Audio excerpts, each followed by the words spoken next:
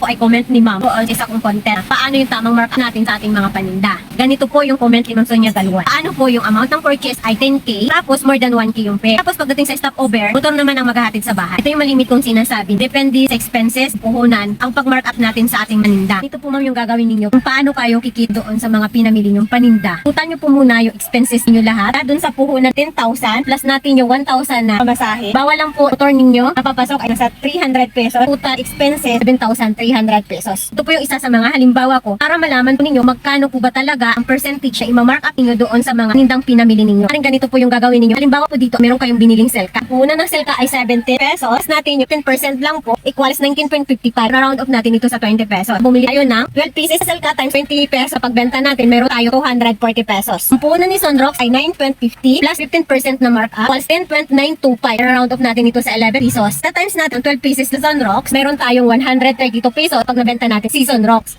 Ang gagawin nyo dito, tututal nyo po lahat kung magkano na ibenta pinamili. Katulad nito, 240 plus 132. At the rest po ng mga pinamili ninyo, ito total aabutin po o lalampas po yung total amount kapag nabenta natin paninda sa 11,300 pesos. Kasi ating puhunan. Pag kulang po doon, sabihin, kailangan yung taasan ng percentage pag mark up paninda. Maring gawin na natin itong 20% to 25% para lang meron tayo ubo sa ating mga paninda.